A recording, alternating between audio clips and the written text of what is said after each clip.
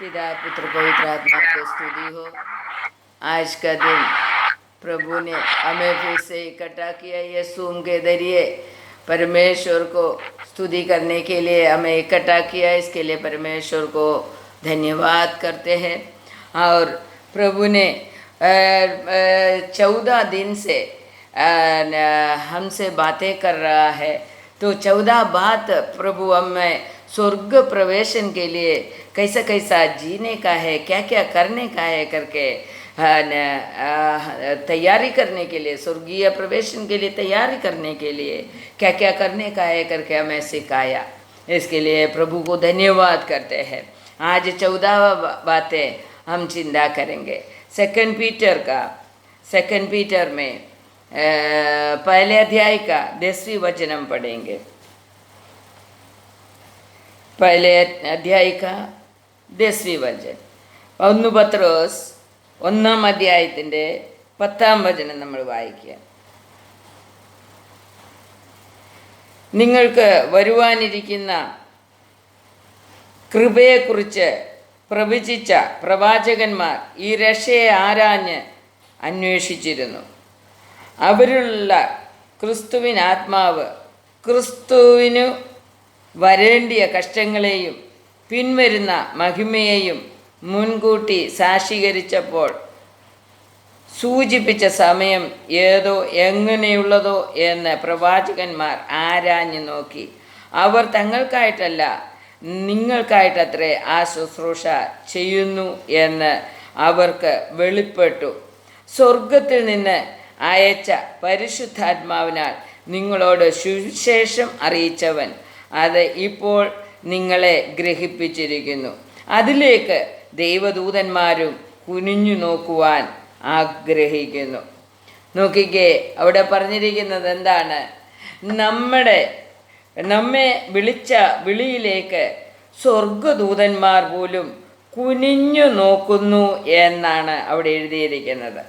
അപ്പോൾ ദൈവം നമ്മെ അതിൻ്റെ 2-ാം അധ്യായത്തിൻ്റെ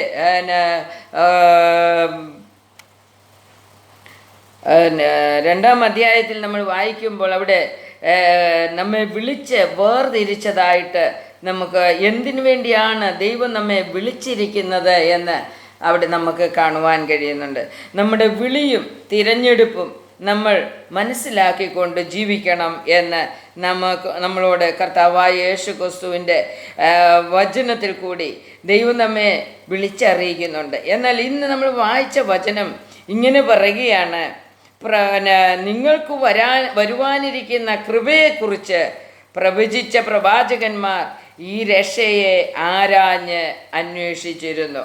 അപ്പോൾ നമുക്ക് വരാനിരിക്കുന്ന രക്ഷയെക്കുറിച്ച് പ്രവാചകന്മാർ എന്തു ചെയ്തു? ആരാഞ്ഞ് അറിയുവാൻ ശ്രമിച്ചു എന്നാണ് അവിടെ നമുക്ക് കാണുവാൻ കഴിയുന്നത്. അപ്പോൾ നമുക്ക് രക്ഷ വരും എന്നുള്ളത് പ്രവാചകന്മാർക്ക് അറിയാമായിരുന്നു എന്നുള്ളത് നാം മറന്നു പോകരുത്. അവരത് അറിയാൻ വേണ്ടി ദൈവത്തോട് അടുത്ത് ജീവിച്ചു. സെക്കൻഡ് പീറ്റർ 1-ാം അധ്യായത്തിൻ്റെ 10-ാം വചനം ഒന്ന് വായിച്ച്. സെക്കൻഡ് പീറ്റർ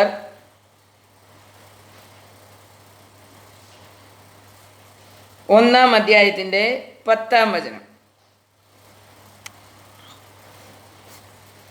അവിടെ പറയാണ്, അതുകൊണ്ട് സഹോദരന്മാരെ നിങ്ങളുടെ വിളിയും തിരഞ്ഞെടുപ്പും ഉറപ്പാക്കുവാൻ അധികം ശ്രമിപ്പീൻ.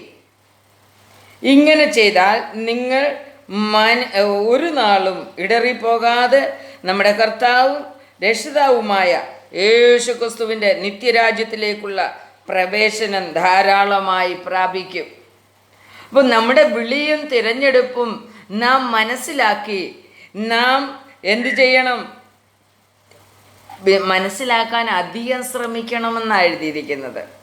നമ്മുടെ വിളിയും തിരഞ്ഞെടുപ്പും എന്താണ്, എന്തിനു വേണ്ടിയാണ്, അത് ആരാണ് ചെയ്തത്, ആരാണ് നമ്മെ വിളിച്ചത് എന്നൊക്കെ നാം മനസ്സിലാക്കണം. കോൻ ഹമേ ബുലായ, किसके लिए बुलाया, क्यों बुलाया करके हमें जानकारी लेना मांगते हैं. परमेश्वर हमें बुलाया है तो क्यों किस चीज़ के लिए हमें बुलाया, उधर पहुंचने के लिए, वो करने के लिए, वो पाने के लिए हमें दृढ़ता होना मांगता है। दृढ़ता से जीने का और उसका खोज में लगे रहने के लिए दृढ़ता से, विश्वास का दृढ़ता हमें मांगते करके उधर लिखा है। जरा पढ़िए, हिंदी में पढ़िए परिमला।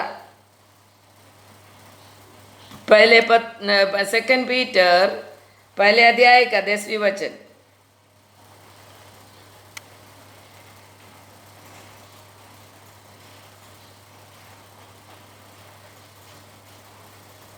हालेलुया, स्तोत्रम। परिमला म्यूट निकालो। हाँ पढ़ो। इस कारण हे भाइयों, अपने बुलाए जाने और चुन लिए जाने को सिद्ध करने का भली भांति यत्न करते जाओ, क्योंकि यदि ऐसा करेंगे तो कभी भी ठोकर ना खाओगे। भली भांति हम यत्न करते जाएगा तो ही हमारा किस चीज के लिए बुलाया उधर हमें पहुंचने के लिए मिलेगा। हम चुना गया है, बुलाया गया है, मगर बुलाया तो उधर पहुंचने के लिए, वो चीज करने के लिए हम भली भांति यत्न करना पड़ेगा करके उधर लिखा है। यत्न नहीं करेगा तो क्या होएगा, उधर नहीं पहुंच सकेगा करके लिखा है। उसका नीचे का वचन पढ़िए। നമ്മുടെ കർത്താവും രക്ഷിതാവുമായ യേശുക്രിസ്തുവിന്റെ നിത്യരാജ്യത്തിലേക്കുള്ള പ്രവേശനം ധാരാളമായി പ്രാപിക്കും। क्यों हमें बुलाया? प्रभु का राज्य में प्रवेश करने के लिए हमें बुलाया है। तो वो प्रभु का राज्य में प्रवेश करने के लिए परमेश्वर बुलाया गया और चुन लिया है। चुन लिया तो वो चुना हुआ व्यक्ति है करके हमें दृढ़ता से यत्न कर उधर पहुंचने का है। अभी देखो, सोल्जर बनने के लिए जाने वाला लोगों के बारे में सोचो। हमारे परिवार से हमारा एक बहन का लड़का बहुत कोशिश कर सोल्जर बन गया है। तो उसने उसका 10वीं होने के बाद वो बहुत यत्न किया। उसका टेस्टिंग पास होने के लिए बहुत तकलीफ है। तो वो सोल्जर्स का टेस्टिंग चुन गया तो वो लोग जैसा बोलते वैसा करना पड़ते, नहीं तो फेल हो जाएगा। अपने को मालूम है, तेल लगाया हुआ कांबे में चढ़ने के लिए बोलेगा, कौन कर सकते है? बहुत यत्न करेगा तो ही उसको पा सके, उधर वो चढ़ सकते। तो इसके लिए परमेश्वर का राज्य में जाने के लिए परमेश्वर हमें बुलाया गया है। स्वर्ग राज्य में आने के लिए प्रभु हमें बुलाया गया है। यीशु मसीह जो जगह में पहुंचा है उधर हमें पहुंचने के लिए यीशु हमें वादा भी दिया है, आओ मेरे पीछे आ जाओ। मगर यदि हम इधर यज्ञ नहीं करेगा तो, परिश्रम नहीं किया तो, उसका पूर्तिकरण में पहुंचने के लिए परिश्रम न करते हुए हम जिएगा तो हम उधर नहीं पहुंच सकेगा करके उधर से मालूम पड़ता है। वो ये जगह में पहुंचने के लिए बहुत से प्रवाचक लोग, पहले अध्याय का 10वीं वचन में हमने पढ़ा, बहुत से प्रवाचक लोग इसका खोज में था। फिर भी वो लोगों वो ढूंढा, उसके बारे में मालूम पड़ने के लिए वो लोग बहुत कोशिश किया। उस समय में इतना बाइबल नहीं है, प्रभु का वचन रोज रोज नहीं मिलते हैं, बोल कर देने वाला कोई नहीं है। फिर भी प्रवाचक लोग से कभी न कभी एक बार प्रभु परमेश्वर बात करेगा तो वही उन लोगों को मिलता था। दूसरा सभी लोग दुष्ट प्रवृत्ति में बने रहता था। तो इसके लिए दुष्ट प्रवृत्ति में बने रहने वाला लोगों के बीच में से एक प्रवाचक को परमेश्वर चुन लिया। चुन लिया तो एक बार नहीं तो 2 बार उसका 3 बार उसका जिंदगी में ये परमेश्वर बात किया होगा। उसी वचन को रखे विश्वास से उसी राज्य में पहुंचने के लिए वो प्रवाचक लोग ने बहुत परिश्रम किया करके उधर से हमें मालूम पड़ता है। प्रोवर्ब्स देखिए 8:12 में क्या लिखा है करके, प्रोवर्ब्स का 8:12 जरा पढ़िए।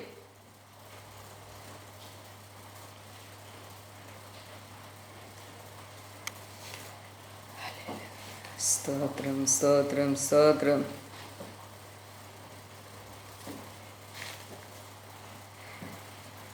8:12 में इधर लिखा है। समझ वाले के लिए सब सहज और ज्ञान प्राप्त करने वाले के लिए अति सीधी है। हाँ, तो ज्ञान प्राप्त करने वाला को सब कुछ सहज है। सहज है।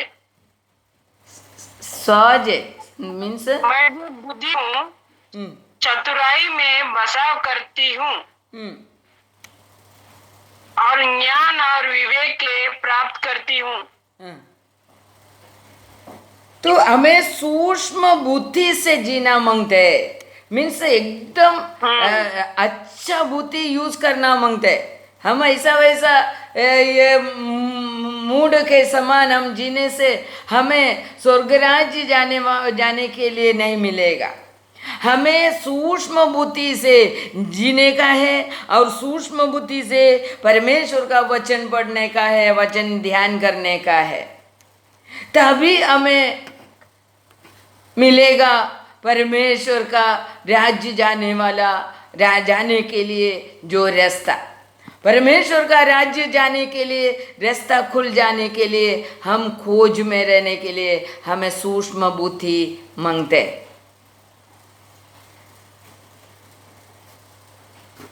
बराबर नहीं चल रहा है क्या? सूक्ष्म बुद्धि से जीने से हमें मालूम पड़ेगा कैसा हमें हमारा बुलाया हुआ जगह में पहुंचने के लिए हमें जीने का है। എന്നെ വിളിച്ചവൻ്റെ അടുത്തേക്ക് പോകുവാൻ അല്ലെങ്കിൽ എത്തുവാൻ എന്നെ തിരഞ്ഞെടുത്തതാണ്। ഞാൻ തിരഞ്ഞെടുത്ത ഒരു വ്യക്തി എങ്ങനെ ജീവിക്കണം എന്നുള്ളത് ഞാൻ സൂക്ഷ്മതയോടെ മനസ്സിലാക്കി ജീവിച്ചെങ്കിൽ മാത്രമേ നമുക്ക് സ്വർഗരാജ്യത്തിൽ ചെല്ലുവാൻ കഴിയുകയുള്ളൂ। तो इसके लिए परमेश्वर का वो बुलाहट को कभी भी भूलना नहीं। ദൈവം എന്നെ വിളിച്ചതാണ്, തിരഞ്ഞെടുത്തതാണ് എന്ന് മനസ്സിലാക്കിക്കൊണ്ട് നമ്മൾ ജീവിക്കണം। ഇവിടെ പറയുന്നത് ഇടറിപ്പോകാതെ നമ്മുടെ കർത്താവ് 2 पीटर पहले अध्याय का 10वीं वचन में 11वीं वचन में इसे लिखा है, ഇടറി പോകാതെ നമ്മുടെ കർത്താവും രക്ഷിതാവുമായ യേശു ക്രിസ്തുവിൻ്റെ നിത്യരാജ്യത്തിലേക്കുള്ള പ്രവേശനം ധാരാളമായി പ്രാപിക്കണം എന്നെഴുതിയിരിക്കുന്നു। थोड़ा नहीं, थोड़ा प्राप्त नहीं करने का, पूरा का पूरा अधिकृति से प्रवेशन प्राप्त करने का है। हालेलुया। तो पहले पत्रोस का पहले अध्याय का 11वें वचन में क्या लिखा है देखो, ये प्रवाचक लोगों को ये बता कर देने के लिए परमेश्वर का पुत्र यीशु मसीह का आत्मा उनके ऊपर यीशु जन्म होने के पहले वो आत्मा आया था करके उधर लिखा है। हालेलुया। देखो उधर पढ़ के देखो, पहले पत्रोस पहले अध्याय का 11वीं वचन पढ़िए।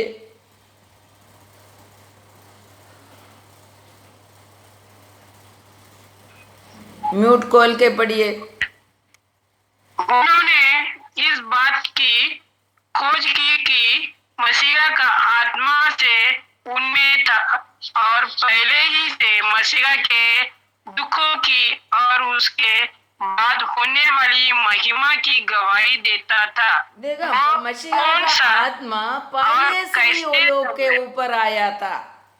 मसीहा का आत्मा प्रवाचक लोगों में पहले से आकर मीन्स इधर आकर भूमि में आने के पहले मसीहा का आत्मा प्रवाचक लोगों के ऊपर आकर यीशु को आने वाला, यीशु स्वर्गराज से भूमि में आने वाला है और यीशु कष्ट अनुभव करने वाला है, इसी के बारे में सब बता कर दिया करके उधर से हमें मालूम पड़ता है। तो प्रभु परमेश्वर का आत्मा, यीशु प्रभु का आत्मा पहले से आकर प्रवाचक लोगों को बता कर दिया, क्योंकि यीशु कष्ट अनुभव करने के लिए, मनुष्यों को स्वर्ग राज्य लेकर जाने का रास्ता बनाने के लिए, नहीं तो पापों से उनको छुटकारा देकर स्वर्ग राज्य का वारिस बनाने के लिए यीशु मसीह स्वर्ग छोड़कर भूमि में आने वाला है करके प्रवाचक लोगों को यीशु का आगमन के पहले बता कर दिया था करके उधर लिखा है। उसका नीचे पढ़िए,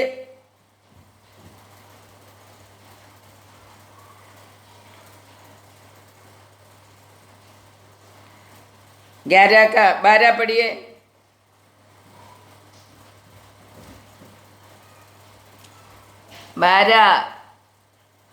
म्यूट खोलो।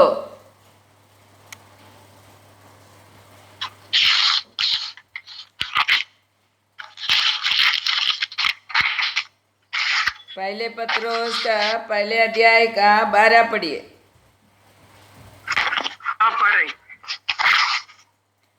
उन पर वह प्रकट किया गया कि वे अपनी नहीं वरना तुम्हारी सेवा के लिए ये बातें कहा करते थे, जिनका समाचार अब तुम्हें उनके द्वारा मिला, जिन्होंने पवित्र आत्मा के द्वारा जो स्वर्ग से भेजा गया तुम्हें सुसमाचार सुनाया और इन बातों की काम किया, दूत की उनसे दिखाना था।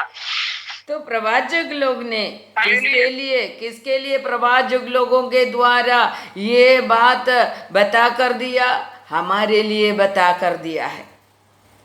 परमेश्वर का पुत्र यीशु मसीह का आत्मा पहले से प्रवाचक लोगों के द्वारा ये चीज मनुष्य के लिए बोल कर देने के लिए ये शुश्रूषा किया करके उधर वो परमेश्वर बोला हुआ शुश्रूषा किया करके उधर लिखा है। तो वो सुनकर मीन्स परमेश्वर का आत्मा प्रवाचक लोगों के द्वारा जो बताया वो किसने सुना करके भी उधर लिखा है।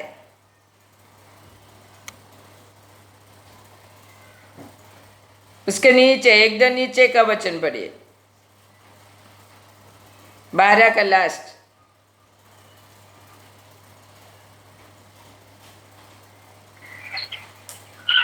तो सुसमाचार सुनाया और इन बातों की स्वर्गदूत भी ध्यान से देखने की लालच रखते थे। देखा, ये स्वर्गदूत भी सुनने के लिए लालच रखा। स्वर्गदूत झुककर सुन रहा था, ये कौन सा राज्य के बारे में बोल रहे, ये किसके बारे में बोल रहे, ये प्रवाचक लोगों से पवित्र आत्मा के द्वारा ये क्या कह रहे, ये राज्य में हमें प्रवेशन मिलेगा क्या, ये सुनने के लिए जानकारी लेने के लिए स्वर्गदूत भी ध्यान लगाया करके लिखा है। तो परमेश्वर इतना बड़ा चीज हमारे लिए, हम मनुष्यों को लिए किया करके हमें ध्यान रखकर वो प्राप्त करने के लिए स्वर्गदूत को भी नहीं दिया, प्रवाचक लोगों को भी नहीं दिया, तो प्रवाचक के द्वारा हमारे लिए शुश्रूषा करवाया और स्वर्गदूतों के द्वारा हमें दर्शन देने लगा। मगर ये जो रक्षा, ये जो उद्धार, ये चुना हुआ अवस्था, ये बुलाया हुआ अवस्था, ये स्वर्गदूत को नहीं मिला है, मगर उससे बढ़िया अवस्था हमें दिया है। स्वर्गदूत से भी बड़ा अवस्था में हमें चुना गया है करके परमेश्वर का वचन हमें सिखा रहे। इसके लिए देखो हमारा बुलाहट और हमें चुना वो चीज़ हमें दृढ़ता से मालूम पड़कर वो संभाल कर हमें जीने का है। मैं चुना गया है स्वर्ग राज्य के लिए, मुझे बुलाया गया है स्वर्ग राज्य के लिए, इसके लिए मुझे सूक्ष्म बुद्धि से इस दुनिया में जीना पड़ेगा करके हमारे अंदर एक ध्यान आना मांगते हैं, चिंता आना मांगते हैं, विश्वास आना मांगते हैं। हम इस दुनिया का चीज़ करने के बीच बीच में थोड़ा समय प्रार्थना किया करके स्वर्ग राज्य नहीं मिलेगा। हम कितना सूक्ष्मता से उसके लिए, जैसा सोना चांदी हम संभालते हैं, हमारा पैसा हम संभालते हैं, उससे भी कितना अधिक हमें स्वर्ग राज्य का चुना हुआ अवस्था को संभालना मांगते करके हमें मालूम पड़ना मांगते हैं। तो हमारा सोने से बढ़कर है स्वर्ग राज्य के लिए हम चुन गया है, उससे भी बढ़कर है। अपने को मालूम है हमारा सगा वाला सब आज भी नरक का योग्य बनकर उधर जीने का समय, यीशु का विश्वास के द्वारा जो स्वर्ग राज्य के लिए हमें एक व्यक्ति को, एक परिवार को परमेश्वर अलग करके ले लिया। ये अवस्था हम संभालना मांगते। कैसा? सोना चांदी से अधिक हमें संभालना मांगते करके परमेश्वर हमें वचन के द्वारा बता रहा है। अपने को इतना ध्यान नहीं है, हम सोच रहे हाँ थोड़ा प्रार्थना करते हैं, हमारे विषय रखकर प्रार्थना करेगा, घर के लिए प्रार्थना करेगा, काम के लिए प्रार्थना करेगा, बीमारी के लिए प्रार्थना करेगा, इतना बस हो गया करके सोच रहे। इसके लिए कल हमने वचन में पढ़ा, तुम्हारा നിങ്ങളുടെ ഭോഗേച്ഛകളിൽ ചിലവിടേണ്ടതിന് നിങ്ങൾ പ്രാർത്ഥിക്കൊണ്ട് നിങ്ങളുടെ പ്രാർത്ഥന ദൈവം കേൾക്കുന്നില്ല എന്ന് പറയുന്നത്। तुम्हारा व्यर्थ बुद्धि से जो प्रार्थना है परमेश्वर को अच्छा नहीं लगता, ऐसा प्रार्थना परमेश्वर ध्यान नहीं देते करके कल हमने चिंता किया। तो हमारा भोग करने के लिए इच्छा रखकर, इस दुनिया में कुछ पाने के लिए इच्छा रखकर खाली हम प्रार्थना कर रहे तो परमेश्वर को वो प्रार्थना सुनने के लिए अच्छा नहीं लगता है। परमेश्वर को खाली हमारे मुंह से सुनना चाहते हैं, प्रभु आपने मुझे चुना इसके लिए धन्यवाद, आपने मुझे बुलाया स्वर्ग राज्य के लिए इसके लिए धन्यवाद, उस स्वर्ग राज्य को पहुंचने तक आप मुझे संभालिए प्रभु, आपका सानिध्य में बैठने के लिए मुझे कृपा दीजिए। ऐसा प्रार्थना करेगा तो परमेश्वर को बहुत अच्छा लगता है। वो नष्ट करने के लिए नहीं देना, शैतान में पीछे खींचने के लिए ना देना, इस दुनिया में खींचने के लिए ना देना, दुनिया का कोई संसार का मोह हमें दुनिया परमेश्वर से अलग करने के लिए ना देना, स्वर्ग राज्य से अलग करने के लिए ना देना करके हमें प्रार्थना करना मांगते हैं। हालेलुया। तो परमेश्वर को बहुत अच्छा लगेगा हमारा प्रार्थना सुनने के लिए, हमारा प्रार्थना परमेश्वर को अच्छा लगे वैसा ही हमें प्रार्थना करना मांगते हैं। हालेलुया। पहले एफेसी लेखन देखो, एफेसियर पहले अध्याय का 17वें वचन से हम पढ़ेंगे।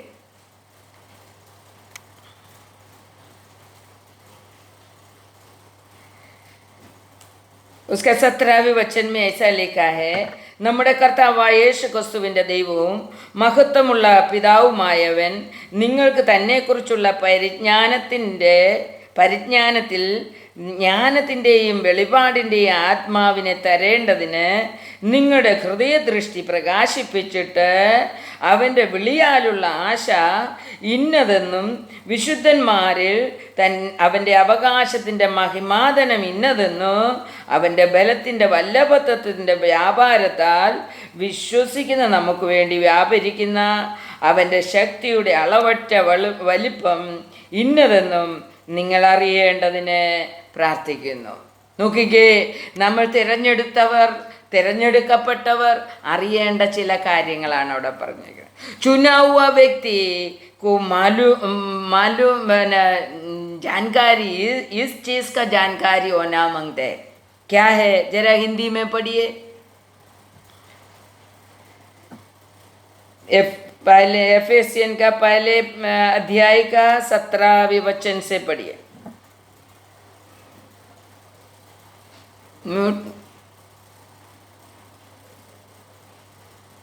म्यूट निकाल कर पढ़िए.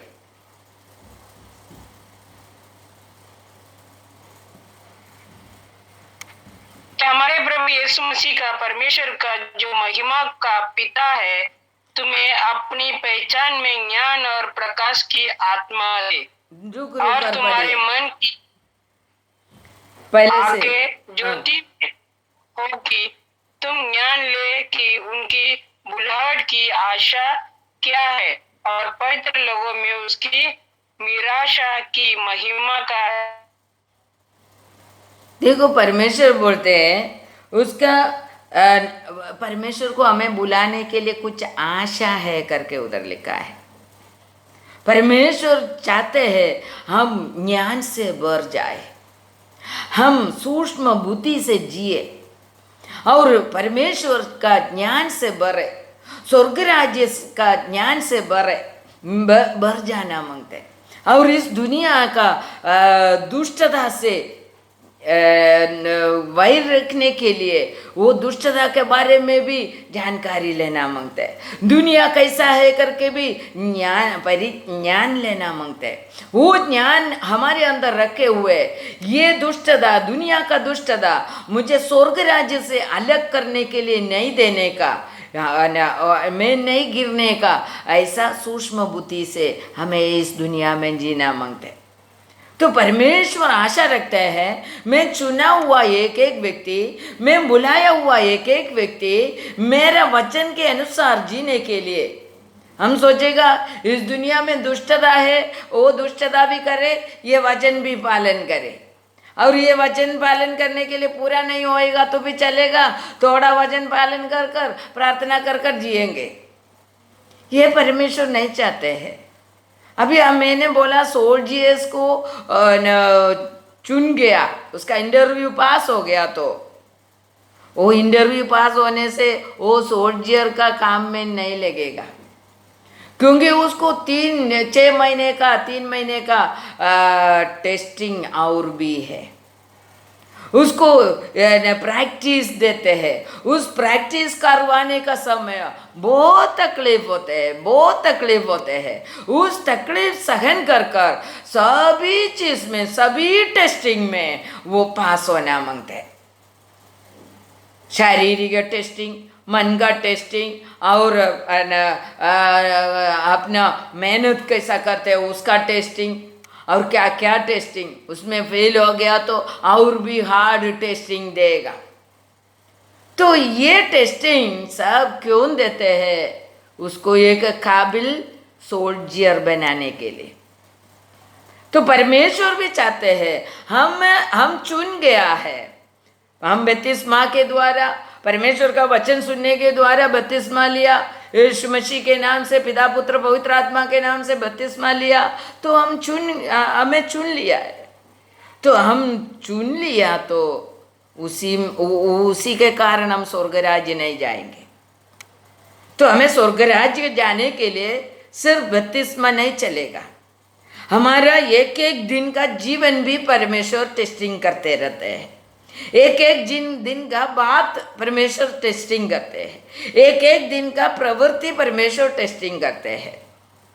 तो ये सब जांच के परमेश्वर का आगमन में हमें फल मिलेगा क्या नहीं मिलेगा क्या मालूम पड़ेगा. तो इसके लिए भजन बोल रहे तुम सूक्ष्मता से जीने का, बहुत ही ध्यान से तुम्हें जीना पड़ेगा. तुम्हारा बाइबल में लिखा हुआ अवस्था से तुम जी रहा है क्या करके हम सबको परमेश्वर टेस्टिंग करते रहते. हर पल परमेश्वर का काम यही है. हमारे मुंह से क्या बातें निकलते हैं, हमारे नज़रों के द्वारा हम क्या देखते हैं, हमारे प्रवृत्ति के द्वारा हम क्या करते हैं, ये सब परमेश्वर टेस्टिंग करते हैं। इसके लिए परमेश्वर हमें टेस्टिंग करने का समय, हम कैसा जीते हैं उसके बारे में हमें बराबर जानकारी लेकर हमें इस दुनिया के लिए जीने का है। तो നമ്മുടെ വിളിയും തിരഞ്ഞെടുപ്പും നമ്മൾ ഉറപ്പുവരുത്തിക്കൊണ്ട് നാം ജീവിക്കണം എന്ന് ദൈവം നമ്മെ പഠിപ്പിക്കുകയാണ്. ഈ വചനത്തെ ഇതിൻ്റെ ബാക്കി നമുക്ക് അടുത്ത വീഡിയോയിൽ കേൾക്കാം. ദൈവം നമ്മെ സഹായിക്കട്ടെ. ഒരു നിമിഷം നമുക്ക് പ്രാർത്ഥിക്കാം. കർത്താവ്, ഞങ്ങളെ വിളിച്ച ദൈവത്തിൻ്റെ സന്നിധിയിൽ പൂർണ്ണമായി ഞങ്ങളെ ഏൽപ്പിക്കുന്നു. കർത്താവെ, വിളിച്ചവൻ വലിയവനാണ്. ആ ദൈവത്തിൻ്റെ വിളിയെ സൂക്ഷ്മതയോടെ പരിശോധിച്ച് ജീവിപ്പാൻ തക്കോണം കർത്താവ് സ്വർഗരാജ്യത്തുന്നതുവരെയും ഞങ്ങളെ സഹായിക്കണമേ. ദൈവകരങ്ങളിൽ ഏൽപ്പിക്കുന്നപ്പാ. പ്രാർത്ഥനയുടെ ന്യായ സ്തോത്രം യേശു ക്രിസ്തുവിൻ്റെ വിലയേറിയ നാമത്തിൽ തന്നെ ആമേൻ. ഈ വീഡിയോ കണ്ട് എല്ലാവരും സബ്സ്ക്രൈബ് ചെയ്യണമെന്ന് ഞാൻ അപേക്ഷിക്കുന്നു. വീണ്ടും എല്ലാവർക്കും ഷെയർ ചെയ്ത് നമുക്കുള്ള എല്ലാവരും സ്വർഗരാജ്യത്തിലെത്തുവാൻ ഈ നമ്മുടെ പ്രവൃത്തി മൂലം, നമ്മളിത് അയച്ചു കൊടുക്കുന്നത് മൂലം കാരണമായി തീരട്ടെ. ദൈവം എല്ലാവരെയും അനുഗ്രഹിക്കുമാറാകട്ടെ. ആമേൻ.